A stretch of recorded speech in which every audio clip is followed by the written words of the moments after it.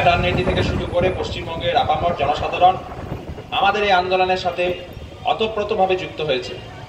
Nurse দিদি থেকে শুরু করে সমস্ত স্বাস্থ্যকর্মী তারা এই আন্দোলনটিকে নিজের আন্দোলন বলে মনে করেছে এবং তারা আমাদের পাশে দাঁড়িয়েছে।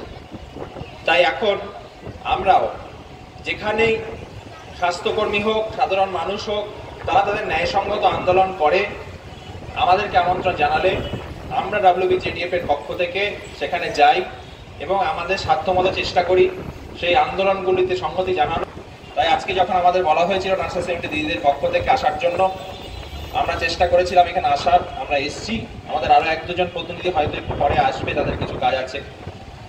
যেটা বলার যে এই যে অভয়া আন্দোলন আরজিকর থেকে যে শুরু হয়েছিল, সেই আন্দোলন কিন্তু আমাদের অনেক শিক্ষা দিয়ে গেছে। সেই আন্দোলন দেখিয়েছে যে কোনো ন্যায়সঙ্গত আন্দোলন যখন সেটা সঠিক দাবিতে হয়, সেই আন্দোলন কিন্তু মানুষের বিবেককে স্পর্শ করে। সেই আন্দোলন কি ব্যাপক আকার ধারণ করতে পারে সেটা কিন্তু দেখিয়ে দিয়ে গেছে এই আরজিকর আন্দোলন।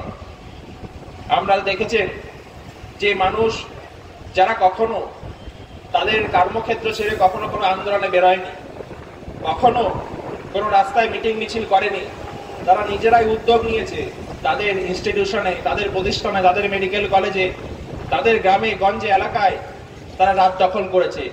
তারা নিজেদের মতো করে আন্দোলনকে গড়ে তুলেছে, কারণ তারা মনে করেছিল এই আন্দোলনটা তাদের সকলের, এটা কোনো দলের দ্বারা পরিচালিত আন্দোলন নয়। এই আন্দোলন তাদের নিজের, এই আন্দোলন তাদের সকলের। কারণ এই আন্দোলনের দাবি ছিল অভয়ের ন্যায় বিচার।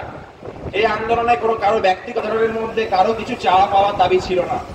ফলে প্রত্যেকেই এই আন্দোলনের সাথে নিজেদের সম্পৃক্ততা অনুভব করেছেন এবং এই আন্দোলনের সাথে জুড়েছেন।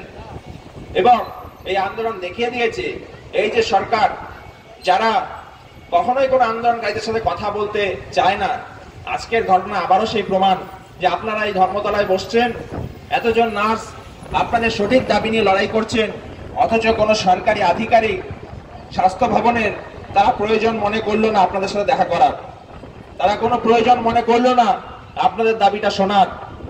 আপনারা তো শান্তিপূর্ণভাবে লড়াই আন্দোলন করছেন, আপনারা তো কোনো বিশৃঙ্খলা তৈরি করছেন না। তাহলে কি তাদের এত কি সময় ছিল না, 5 মিনিট সময় ছিল না আপনাদের কাছে আসার, আপনাদের থেকে ডেপুটেশন গ্রহণ করার, আপনাদেরকে কথা বলার? কিন্তু আমরা কি দেখলাম যে না, তারা আসেনি। আপনাদের সাথে কথা বলার কোনো প্রয়োজন তারা অনুভব করছেন না। আসলে এই সরকারগুলো এরকমই হয়, তাদের যে ক্ষমতার দম্ভ, তাদের যে ইগো, সেটা এরকমই হয়, তারা শুনতে চায় না। কিন্তু আরজিকর আন্দোলনের সময় আমরা কি দেখলাম? আমরা বাধ্য করেছি। ওই লালবাজারে যখন তারা ওই 20 ফুট উচ্চতার লোহার গ্রিল দিয়ে কেটেছিল, আমরা সেখানে শান্তিপূর্ণভাবে অবস্থান করেছি এবং 24 ঘন্টার মধ্যে তারা বাধ্য হয়েছিল সেই লৌহ কপাট তারা নিজেরাই খুলে উপস্থাপন করতে যাচ্ছে। আমরা জানি আজ আমরা আমাদের হকের চাকরিহীন, অধিকারহীন হয়ে আজ আন্দোলনে সকলে জমায়েত হয়েছে। আশা করব কবিতা এবং গানটার সম্মিলিত সংস্করণে মধ্যে থেকে আমাদের আন্দোলনের ভাষা পরিষ্কারভাবে ফুটে উঠবে। ন্যায়ের ডাক, যে ন্যায়ের জন্য আজ আমরা এখানে উপস্থিত। আমরা জানি আমি এখানে কেন এসেছি। আমরা সবাই এখন, যেটা আগে আমরা বললাম, আমি বেশি কিছু বলবো না, আমরা বেকার নার্স, আমাদের সবার রিক্রুটমেন্ট দরকার, যোগ্য সম্মান অনুযায়ী রিক্রুটমেন্ট দরকার, যাতে করে আমরা ঠিকঠাক ভাবে মেধার ভিত্তিতে যাতে রিক্রুটমেন্ট হয়, সেটার জন্য আমরা আন্দোলনে এসেছি।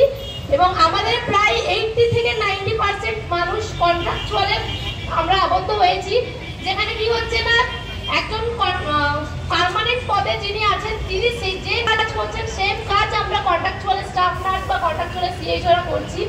সেই অস্থায়ী পদকে তুলে যাতে স্থায়ী পদে নিয়োগ করা হয়, তার জন্যই মেনলি আমরা এখানে এসেছি। তো আমাদের সবাই দাবি এটাই মানতে হবে যে উই ওয়ান্ট রিক্রুটমেন্ট। তো আমি বেশি কিছু বলবো না, ধন্যবাদ সকলকে।